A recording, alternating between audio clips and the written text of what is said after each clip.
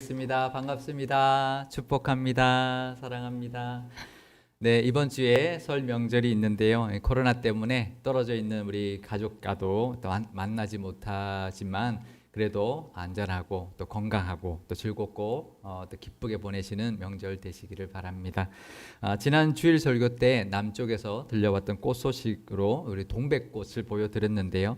설에 잘 어울리는 우리 꽃 소식이 하나 또 더 있어서 보여드리도록 하겠습니다. 무슨 꽃인지 한번 맞춰보시기 바랍니다. 사진 보여주시기 바랍니다. 네, 무슨 꽃일까요? 벚꽃 같기도 한데 매화입니다.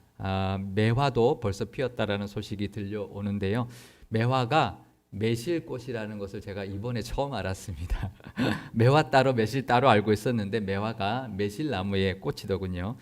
매화는 유독 선비들의 이렇게 사랑을 많이 받았던 꽃입니다. 그림에도 많이 등장하죠. 그 이유가 있었는데요. 동백꽃처럼 이렇게 빨간 꽃도 좋지만 추운 겨울 날씨에도 잎이 아직 나지 않은 앙상한 가지에 하얗게 피어난 그 매화꽃이 마치 선비의 기계를 나타내는 듯한 그런 모습이기 때문에 사랑을 받았고, 또 진하지 아니한 그 은은한 매화 향기가 깊은 매력을 느끼게 해주었기 때문이라고 합니다. 제가 왜 오늘 매화를 보여드렸냐 하면은요, 그것은 오늘 함께 은혜를 나눠보려고 하는 우리의 믿음과 이 매화가 닮았다라는 생각이 들었기 때문입니다. 차디찬 그 날씨 속에서도 강하지 않은 빛깔로 그 순수함을 지키고 있는 이 매화의 모습처럼 또 주변을 압도할 정도로 그런 진한 향기는 아니라고 할지라도 그윽한 향기 같은 그런 믿음만으로도 우리가 하나님께 그 믿음을 인정받을 수 있기 때문입니다. 겨울에 피어나는 그 매화를 보면서 선비들이 절개를 느끼고 배웠던 것처럼 우리도 차가운 이 세상 속에서 매화 같은 순수하고 은은한 믿음을 가지시기를 바랍니다. 지난 주 중에 마태복음 말씀을 묵상하면서요, 오늘 이 설교의 제목인 이 문장이 제 마음에 많이 와닿고 은혜를 받았습니다. 내 믿음이 너를 구원하였다. 예수님의 말씀인데요, 이 예수님의 말씀이 저에게 하는 말씀 같아서 너무 은혜를 많이 받았습니다. 내 믿음이 너를 구원하였다. 그렇습니다. 믿음이 우리를 구원합니다. 믿음이 바로 구원받는 길인데요. 그런데 예수님이 이 말을 하셨을 그 당시에는 그 이스라엘 백성들에게 구원은 영원한 생명을 얻는 그런 구원이 아니었습니다. 그냥 병으로부터 구원받는 것이었죠. 원래 구원이라는 단어는 그 당시 이스라엘 백성들에게 있어서 어떤 위험에서부터 건진받는 모습을 뜻하는 단어였습니다. 그래서 병에서 고침을 받거나 어떤 전쟁에서 승리를 얻거나 어떠한 곤란한 처지에서 건진받을 때 쓰였던 단어였습니다. 물론 우리에게는 이 구원이 십자가의 사건으로 말미암아 죄와 사망의 권세로부터 건짐을 받아서 영생을 얻는 것을 의미하죠. 하지만 그 영생의 구원뿐만 아니라 우리도 살아가면서 겪게 되는 수많은 어려움으로부터 건짐받는 것 또한 우리가 받아야 할 구원이라는 것을 알아야 합니다. 그래서 구원받은 우리에게도 날마다 구원의 은혜가 필요한 것이죠.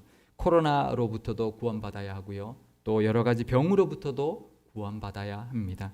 경제적인 어려움으로부터도 구원받아야 하고요, 심리적인 불안과 걱정, 근심으로부터도 우리는 구원을 받아야 합니다. 그런데 그 구원도 영생의 구원뿐만 아니라 그런 구원도 믿음으로 받는다라는 것이죠. 내 믿음이 너를 구원하였다. 이 말씀을 통해서 믿음으로 늘 구원받는 은혜가 있으시기를 바랍니다. 믿음이 뭘까요? 우리는 뭘 믿어야 하는 것일까요? 갈라디아서 2장 16절 말씀 제가 읽겠습니다. 사람이 의롭게 되는 것은 율법의 행위로 말미암음이 아니요 오직 예수 그리스도를 믿음으로 말미암는 줄을 알므로 우리도 그리스도 예수를 믿나니 이는 우리가 율법의 행위로서가 아니고 그리스도를 믿음으로써 의롭다함을 얻으려 함이라. 율법의 행위로서는 의롭다함을 육체가 없느니라. 아멘. 뭘 믿습니까? 예수님을 믿는 것이죠. 로마서 3장 25절 말씀도 제가 읽겠습니다. 이 예수를 하나님이 그의 피로써 믿음으로 말미암는 화목 제물로 세우셨으니 이는 하나님께서 길이 참으시는 중에 전에 지은 죄를 광과하심으로 자기의 의로우심을 나타내려 하심이니.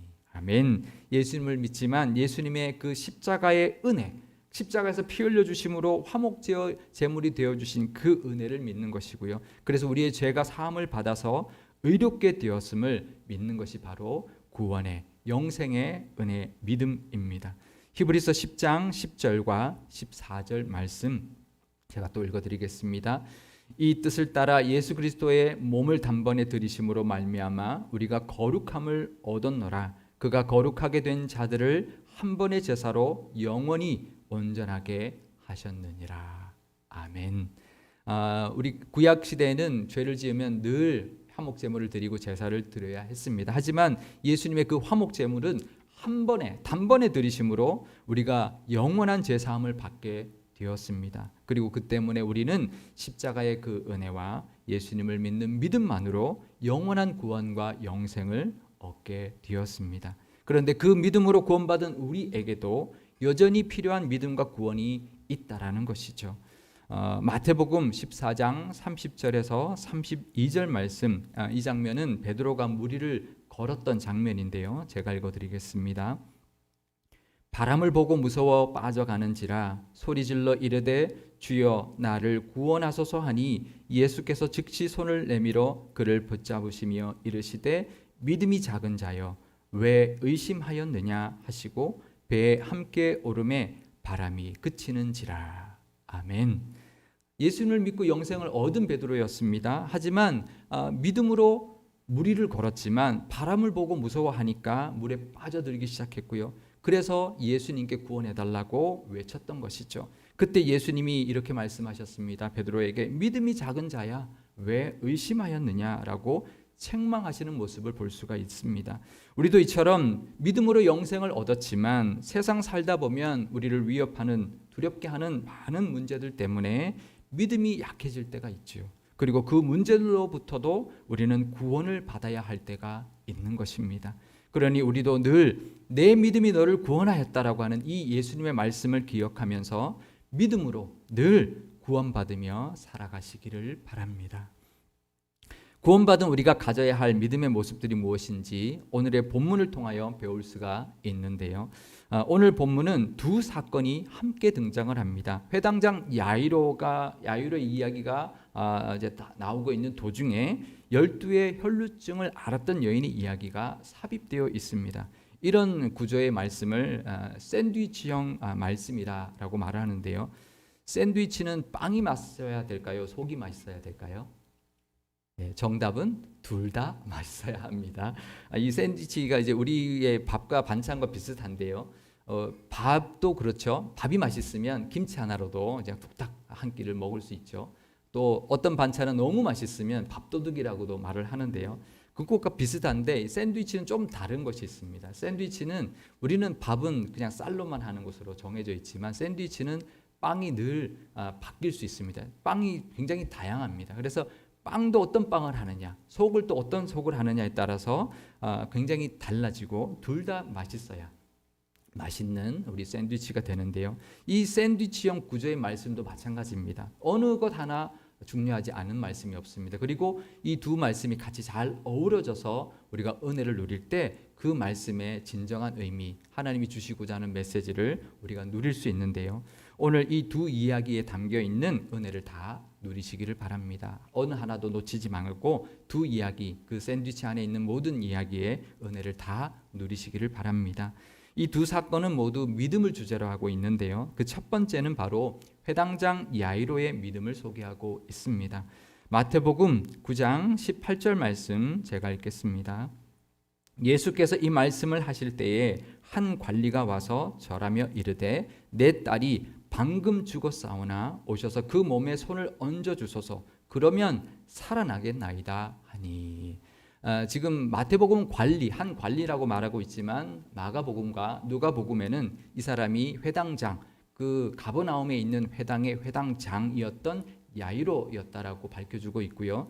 그런데 이 야이로는 어떤 믿음이 있었냐면 딸이 지금 방금 죽었는데 예수님 오셔서 손만 얹으시면 살겠습니다라고 하는 그 믿음이 있었다라는 거예요. 그래서 예수님 앞에 나가 엎드려 간청했죠. 그런데 예수님이 그때까지 아직 죽은 자를 살린 그런 기적을 베푼 적이 없었거든요.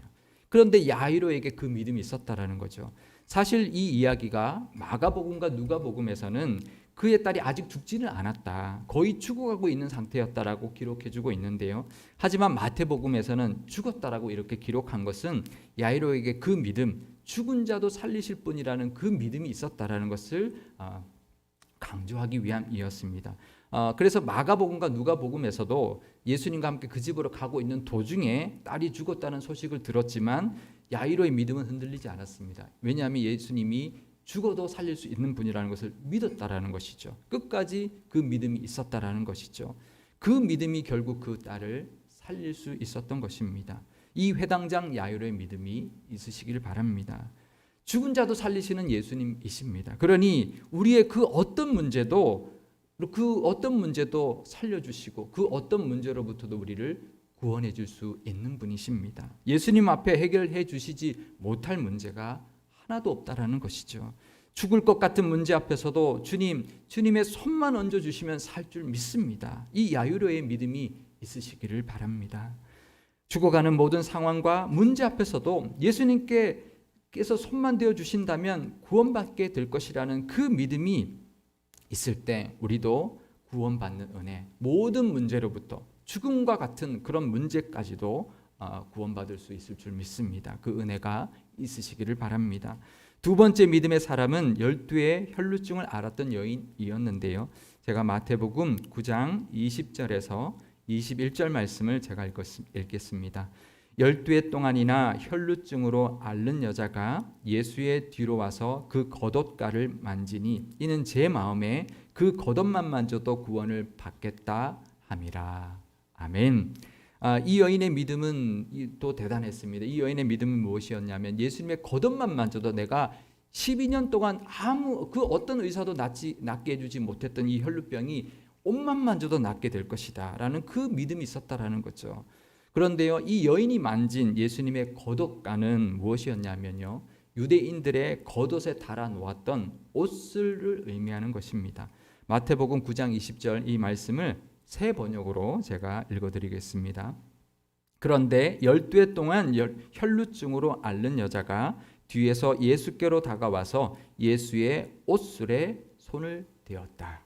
옷술은 율법으로 겉옷에 달도록 하나님께서 명령하셨던 것입니다. 하나님이 왜 겉옷에 옷술을 다는 것까지, 그런 것까지 명령을 하셨을까요? 그 이유가 민수기에 나오는데요. 민수기 15장 38절에서 40절 말씀 제가 읽어드리겠습니다.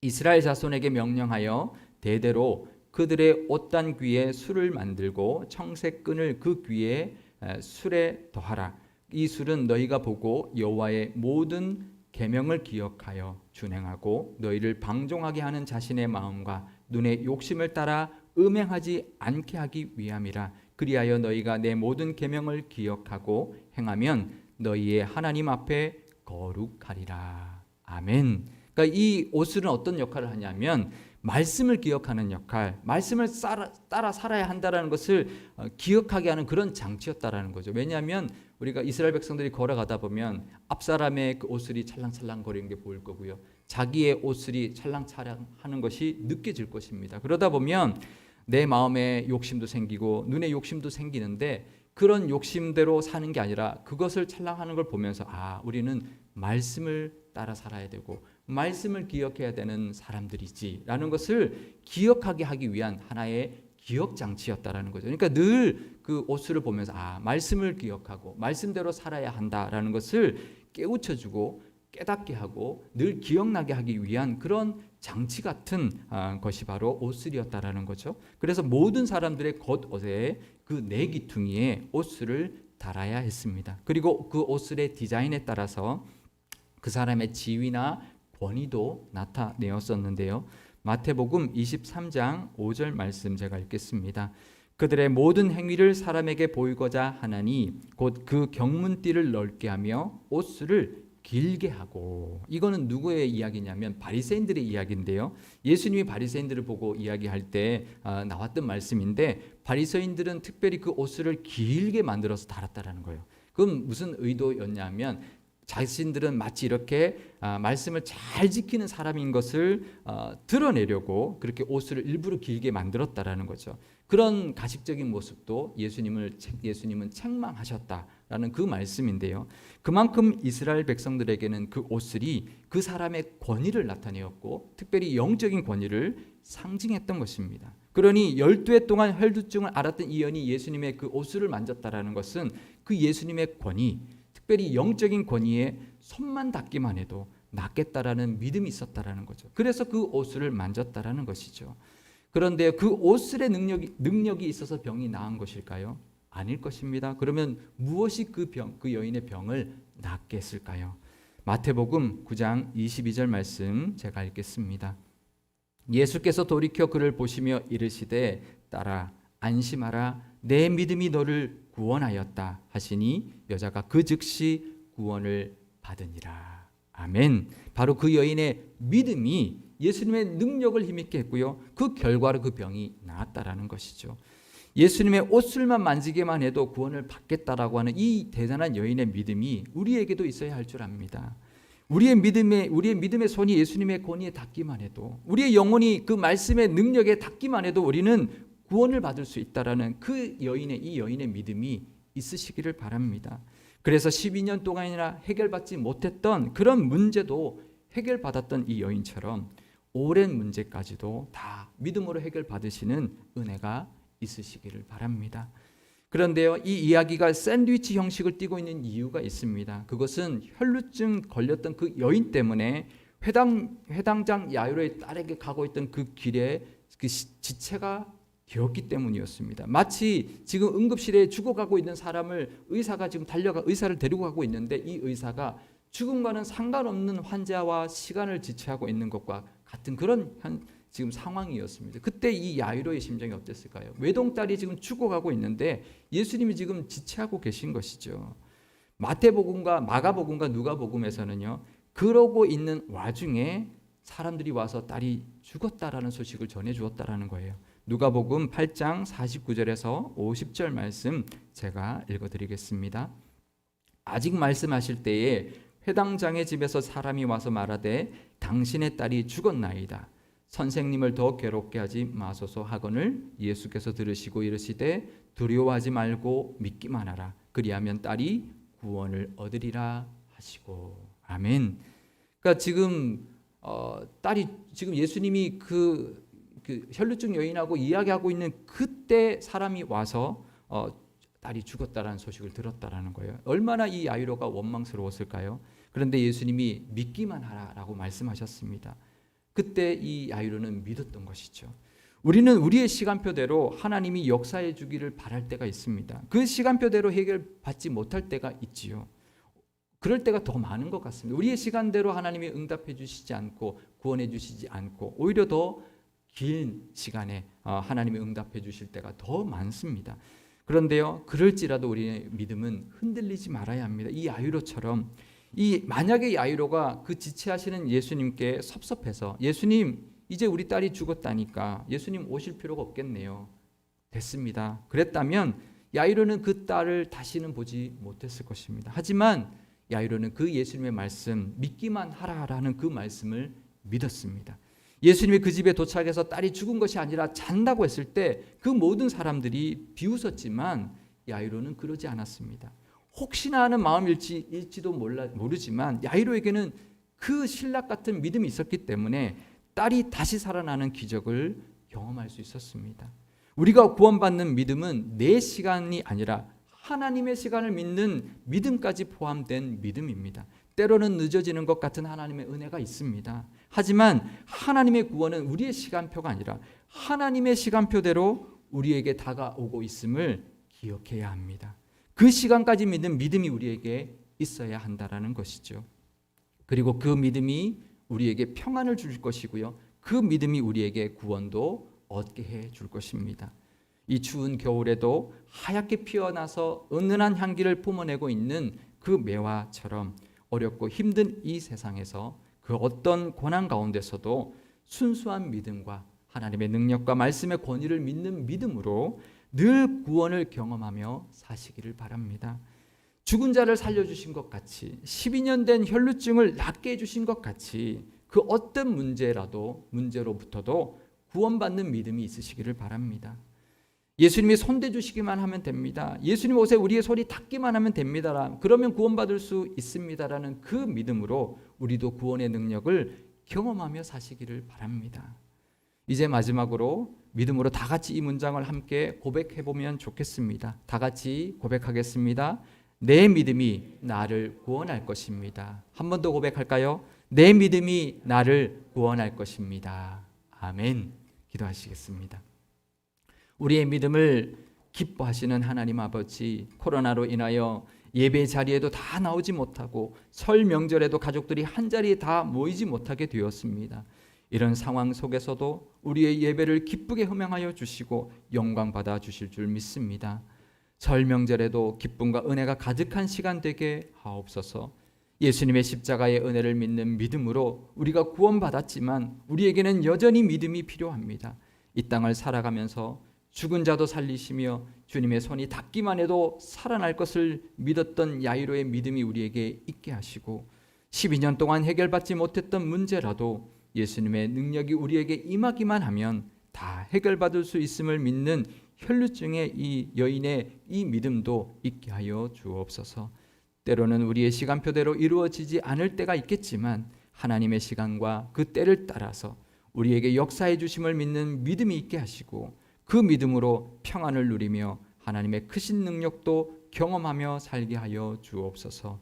우리 교회에게도 믿음의 복을 허락하여 주시사 늘 믿음으로 하나님을 기쁘시게 하는 교회 되게 하시고 믿음으로 역사하는 하나님의 능력을 이 땅 가운데 보여주고 증거하는 믿음의 교회 되게 하옵소서. 우리 구주 예수님의 이름으로 기도드리옵나이다. 아멘.